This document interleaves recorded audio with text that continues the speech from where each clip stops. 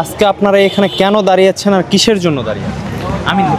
জি, গত 8ই মে 18 জন কর্মকর্তা রূপপুর পারমাণবিক প্রকল্পে 15 জন প্রকৌশলী এবং 3 জন ডিপ্লোমা তাদের 18 জনকে বিনা নোটিশে তাদেরকে চাকরিচ্যুত করা হয়েছে, যেটি একটি মানবাধিকার লঙ্ঘন এবং কোনোভাবেই বিনা নোটিশে চাকরিচ্যুত করার কোনো সুযোগ নেই।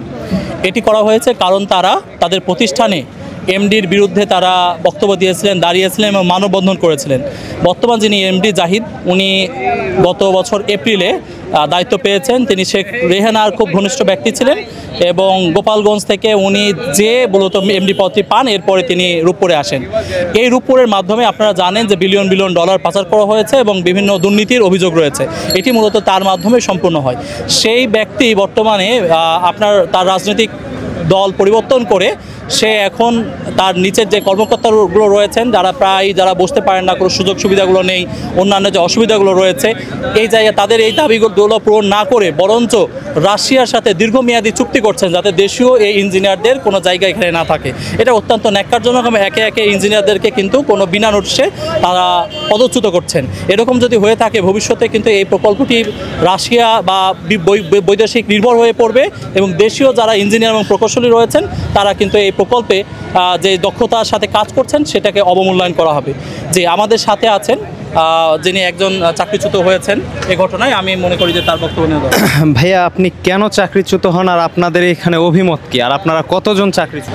আমাদের চিফ ইঞ্জিনিয়ার স্যার জনাব হাসমত আলী, ওনাকে দিয়ে এই চাকরিচ্যুত করা শুরু হয় এবং আমাদের ইন টোটাল 18 জনকে চাকরিচ্যুত করা হয়েছে। চাকরিচ্যুত করেছে এতে আসলে দুঃখ নাই, কিন্তু কেন চাকরিচ্যুত করেছে এটা না বলে সকাল 4টা 38 ইমেলের মাধ্যমে জানানো যে সকালবেলা আপনার চাকরি নাই, এই ধরনের প্র্যাকটিস আসলে এটা লজ্জাস্কর এবং হীনমন্যতার পরিচয়। এখানে আমাদের যে দাবি ছিল সেটা আমাদের কোনো ব্যক্তিগত দাবি ছিল না। আমাদের কথা ছিল যে রূপপুর পারমাণবিক বিদ্যুৎ কেন্দ্রের যে operating organisation nuclear power plant company Bangladesh limited, একে একটা পূর্ণাঙ্গ প্রতিষ্ঠানে রূপান্তরিত করা হোক। আর সামনে আমরা যখন বিদ্যুৎ উৎপাদনে যাব তখন এটা পরিচালনার জন্য মানুষ লাগবে। আমরা নিজেদের জন্য কিছু চাই নাই। আমরা চেয়েছিলাম যে আমাদের উপরে যেসব পোস্ট আছে গ্রেড 3, গ্রেড 4, গ্রেড 2, গ্রেড 1, আমাদের যেসব এমডি এদেরকে এখানে আমাদের পূর্ণাঙ্গ রিক্রুট করা, এইখানে জনবল নিয়োগ দেওয়া হোক। এখান থেকে বাংলাদেশ পরমাণু শক্তি কমিশন থেকে তারা অতিরিক্ত দায়িত্ব নিয়ে এখানে চাকরি করতে আসেন। আমরা চেয়েছিলাম যে এখানে আমাদের পূর্ণাঙ্গ জনবল দেওয়া হোক, যাতে কিনা এটা এখন থেকে একটা সফল অর্গানাইজেশন হিসেবে দাঁড়াতে পারে। এই যে পাওয়ার প্ল্যান্টটা যে চালাবে যে অপারেটর অর্গানাইজেশন এনপিসিবিএল, একে পূর্ণাঙ্গ করার জন্য কোনো ধরনের কোনো চেষ্টা করা হচ্ছে না। আমরা দাবি জানানোর পরে আমরা একটা মানববন্ধন করি এবং প্রেস ব্রিফিং দিই। এরপরে রাতের অন্ধকারে তারা একদিনের নোটিশে এমডি এবং এমডি সহ আরও 4টা পোস্টের জন্য নিয়োগপত্র প্রদান করে। চাকরি শুরুর পরে 9 বছরে এই কোম্পানি দাঁড়া করানোর জন্য যে ফ্রেমওয়ার্ক, একটা সার্ভিস রুল, তারা 9 বছরে কোনো সার্ভিস রুল প্রদান করে নাই। এই যে কোম্পানি যে আর কয়দিন পরে এই রূপপুর বিদ্যুৎ কেন্দ্রকে অপারেট করবে, সে যে বাংলাদেশে এক্সিস্ট করে এরই কোনো আসলে প্রমাণ নাই।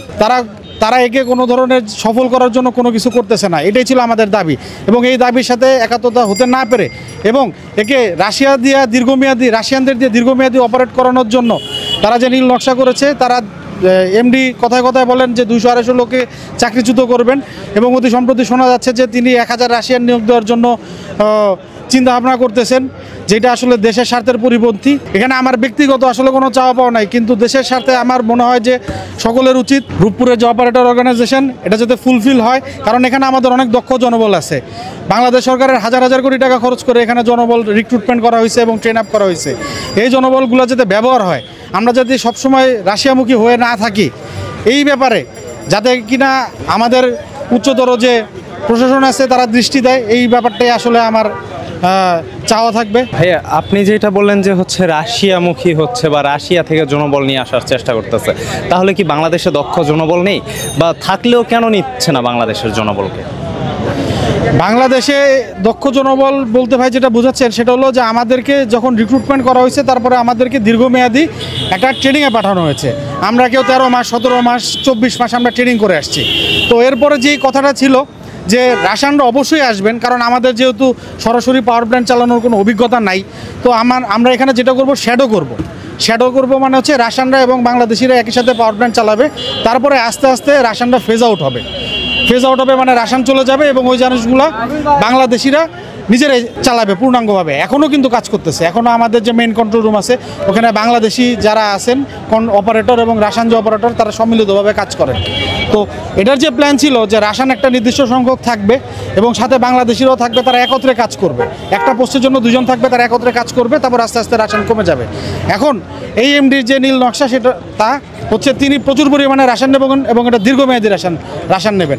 তাহলে আমাদের যে বাংলাদেশে যে অপারেটরগুলো আছে, আমাদেরকে 10 বছরের বন্ড দিয়ে ঢুকানো হয়েছে, প্রত্যেকটা এমপ্লয়ি এখানে 10 বছরের বন্ড দিয়ে আসছে যে চাকরি করতেই হবে, তাদেরকে অকেজো করে ফেলে রাখার জন্য তো কোনো মানে নাই। একটা রাসানটা যদি 25 বছর এনপিপি চালায়, 60 বছর যদি এনপিপির বয়স হয়, তাহলে যেই লোকগুলো আজকে চাকরিতে ঢুকছে তাদের কি হবে? তো আমাদের দক্ষ জনবল অবশ্যই আছে, কিন্তু তাদের এখন পর্যন্ত এনপিপি চালানোর অভিজ্ঞতা নাই, কিন্তু এই অভিজ্ঞতাটা তারা রাসানদের পাশাপাশি চলবে। এতদিন পর্যন্ত আমাদের যেই প্ল্যান দেখানো হয়েছে বা বলা হয়েছে সেই প্ল্যান অনুযায়ী রাসানটা 3 বছর বা 5 বছর মেয়াদি থাকবে এবং তারা ফেজ আউট হয়ে যাবে। এখন যে পরিকল্পনা দেখা যাচ্ছে হয়তো বা 15 বছর 20 বছর রাসানটা চলবে, হয়তো বা 10 বছরের চুক্তি করবে, এরপর আরও 10 বছরের চুক্তি করবে, যেটা দেশের জন্য সব দিক দিয়েই সমস্যার এবং প্রচুর পরিমাণে অর্থনৈতিক ক্ষতি।